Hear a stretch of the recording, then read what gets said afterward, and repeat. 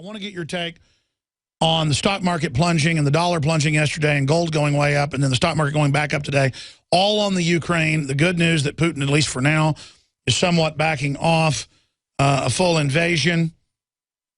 We're also going to get into Connecticut where the gun confiscation has begun and there's been an ultimatum. Here's the headline on Infowars.com. Molon Labe, come and take it. Connecticut gun group issues ultimatum to government. We're going to be breaking that down. We're also going to get into Texas student arrested for filming traffic stops. We've got some other really exciting news I'll cover briefly before we go to your calls in the next segment. Oklahoma House votes to nullify Agenda 21, 66 to 26. The last time they did that, they voted to not allow the UN to take over the U.S. under UNESCO. The feds bombed Oklahoma City, so look out. Also, there's a Breitbart article, 5 Reasons We Need a New Crimea War. We ought to get the writer of that article back. Yeah, Dillingpole, he's a good guest. We ought to get him on about that tomorrow or something if he can do it. Also, asteroid to dart between moon and Earth. Obama budget seeks new spending, new taxes to boost economy. Remember, if you make under $250,000 a year, you'll not have your taxes raised, even though he raised 7 of them on you, just in Obozo care. You know, it isn't Obozo care. He's the one that's laughing in the globalist. Oh, genius care. Oh, Lex Luthor crime boss care. Oh, greatest swindle in history care. Biggest scam. And you know, they got away with it. So all those Bitcoin exchanges closing won't doom the entire industry. No, Business Insider reports the scam will continue on forever. Just like a Nigerian email. People, you know, I am Prince Habubi of the country of Abumbu, in the former country of Nachanga, in the province of Abaja. And if you give me $5,000, I will wire $4 million to your account. Then you wire the money, and they go, sorry, Prince Abubu needs 10,000 more. And then you say, I won't do it. And they go, that's fine. 1,000 will be good. I want to talk to the prince. Oh, no one talks to the prince, but you may talk to his secretary, General Abupu of the town of Peep Peep.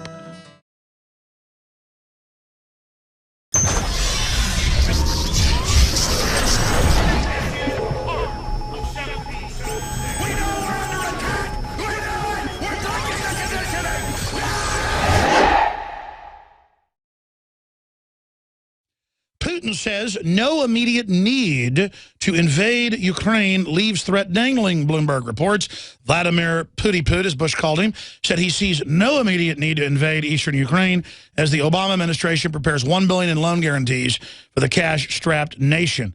So they're going into debt to the EU now. Isn't that a great deal? And threatens sanctions against Russia. In his first public remarks since Russia forces took control of Crimean Peninsula, where they have their bases, in southern Ukraine, President Putin reserved the right to use force to protect ethnic Russians. There's no such necessity, close quote, to do so at present, he said.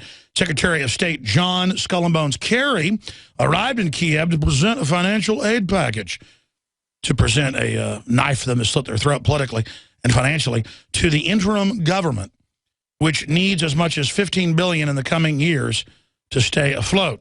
Clearly, Putin would like to lower some of the rhetoric. Paul Dinoon, who oversees $29 billion of emerging market debt in New York-based Alliance Bernstein Holdings LP, said today by phone, but I think he's signaled a new direction in his intentions. We still think there's risk of escalation. Yeah, if the West keeps poking the Russian bear. Continuing, Russia warns it could, quote, reduce to zero economic dependency on the U.S., stop using the dollar, and pull out of business deals with the, quote, United States. The globalists don't care. That'll just depress both Russian and U.S. markets, which allows the globalist parasites to come in and further consolidate control. That's why Wall Street said, go ahead, do it. We'll just inflate our own systems. Of course, that may be an empty threat because even though the stock market's rigged, it went down a lot yesterday on concerns, and so they kind of backed off a little bit as well. Putin calls using force in Ukraine a last resort. Again, orders troops to stop advancing. That's New York Post. Ukraine conflict, global economic crisis brewing, or local problem. The Christian Science Monitor asked that question. I say it has the potential for both. Putin blames coup for Ukraine crisis, says Russian reserves the right to continue to use force. Well, it is a coup. A Western-backed system did overthrow an elected government. Whether that elected government was good or not, the outside forces did that on Russia's doorstep. And our government, run by George Soros and Soros groups, literally that's who's behind Obama to a great extent, is trying to overthrow Russia itself. Can you imagine if Russia was trying to overthrow the U.S. government, what would happen? I mean, this is incredible. It's like, come on, be a nice sport, Russians. And again, people go, what are you, for the corrupt Russian government? Hey, man, they're not over here trying to take my guns. They're not over here trying to run my life. Well, come on, let the government take your rights, Alex, because, you know, Al-Qaeda, that our government runs in Syria and that they are now funding and that now they say the main enemy of the government's the Tea Party? You bait and switch that? I called that 12 years ago? I mean, this is ridiculous.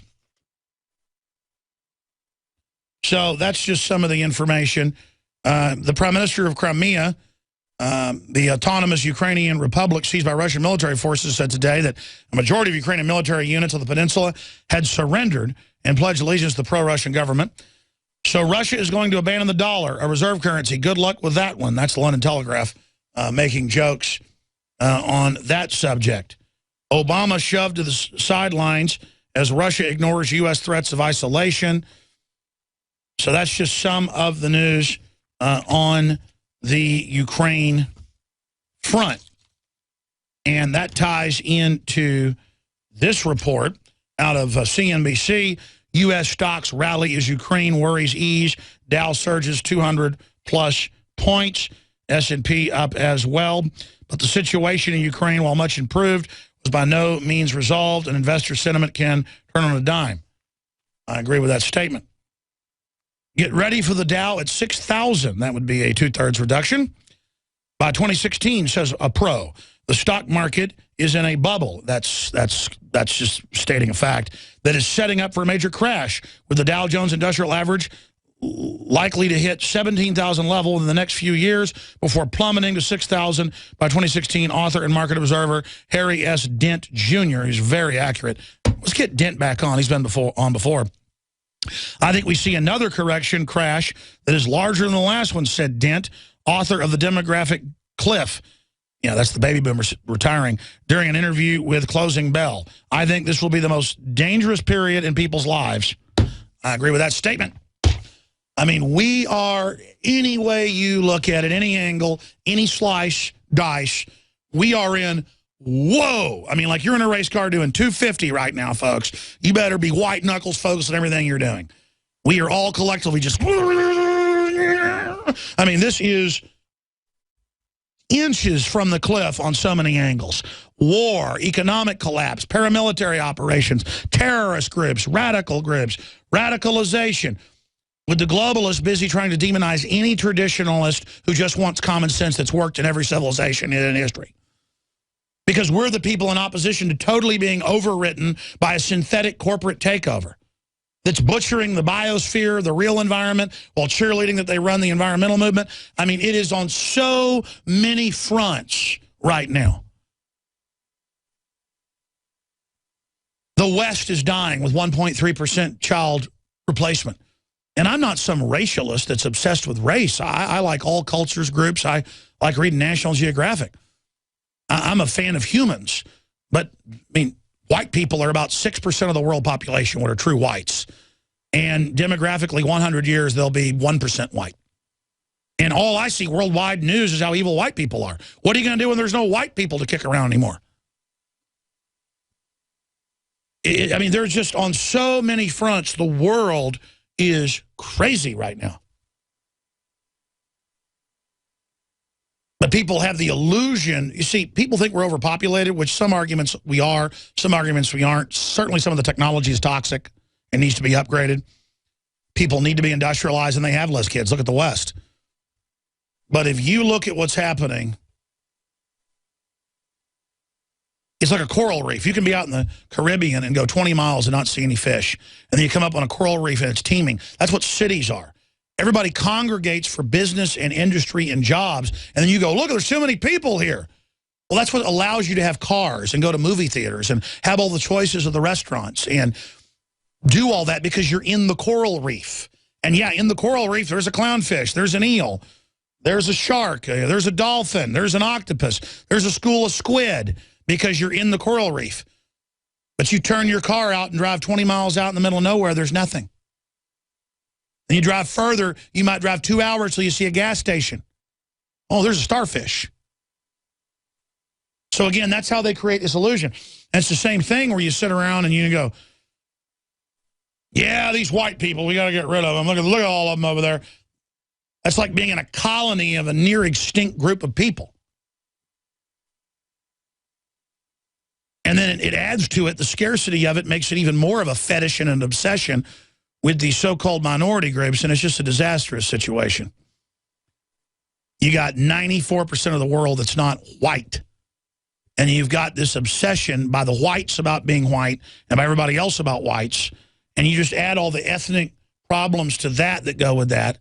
And then you have globalist elitism not wanting to industrialize the third world so the third world can be controlled when the third world could be developed properly and could be lifted up and informed. Every metric study shows it. But there is a diabolical plan to keep not just the third world and the, quote, minority, 94%, in the dark, but they want to take the Western culture, regardless of skin color, that idea of Magna Carta, Renaissance, classical music, space travel, fission, fusion, quantum mechanics, and destroy it because something intelligent and something powerful is threatening to the elites that came out of Western culture that understand the powerful potential of Western Renaissance fully deployed in the civilization.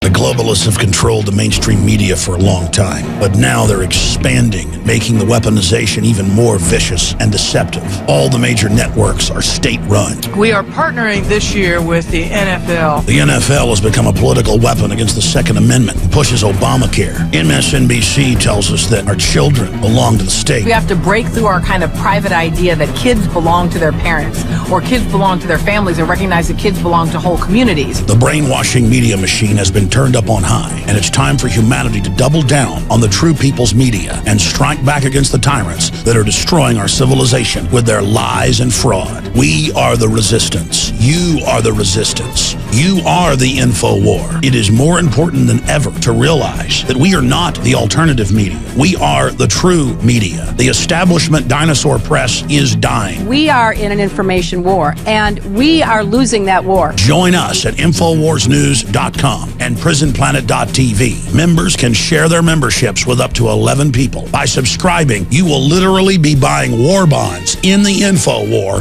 to expand our operation in the face of the tyrants. Join us at PrisonPlanet.tv.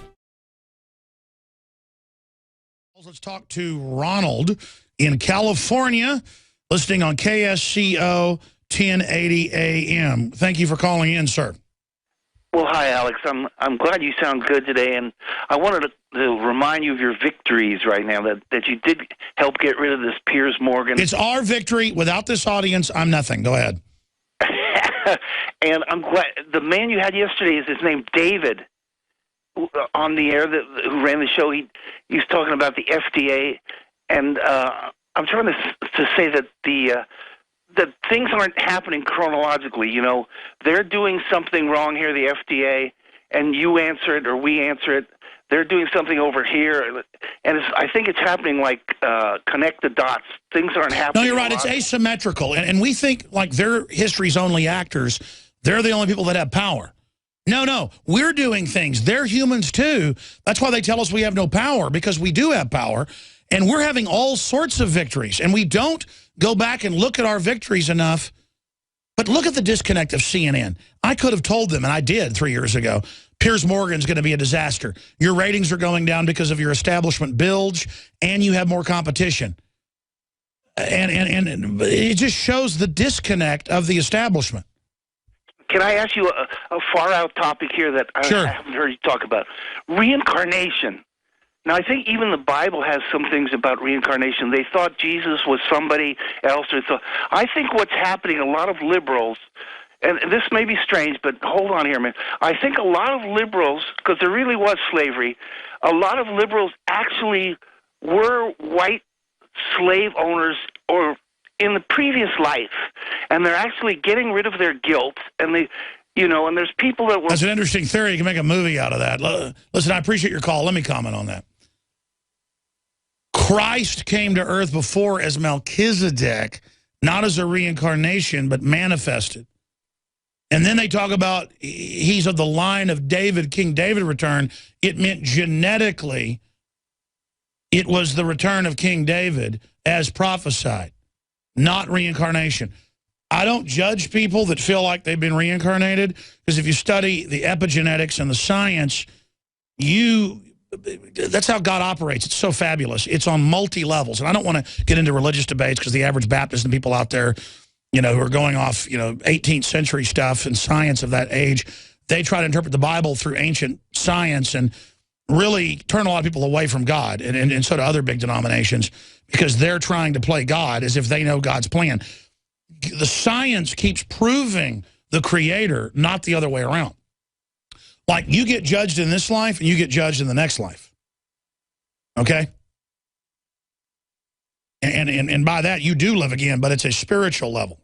And undoubtedly, the science shows there's a sixth sense. There's something else operating on top of this body that is like a computer interface for something else. And they've shown it with plants, you name it. There is a spirit in everything. And ours is made in the image of the Creator. That's pretty heavy, folks. We're made in the image of God. Our spirit is? We're going to get a spirit body in the image of the entity, the supreme being that made all this? That's a science fiction movie I'm buying into. and I've had experiences I'm not going to get into, folks. I know it's real. Okay? And I mean, we're on a planet in deep space. I mean, this is wild. But it's all science-based. And the modern science all lies to tell you you're an animal, you're programmable, because they don't want you to know your real power. The elite are all into this stuff, but from the dark side, they know there's a spiritual force. They've bought into the dark side because it's easier, quicker, more seductive, to quote Yoda. And when you look at this whole thing, we now have memories that are from our ancestors. Racial memories are real. Archetypes are real. The DNA is holding entire recordings. I mean, you think they can put the whole Library of Congress now on one thumb drive with some of the new stuff coming out, some of the new compression?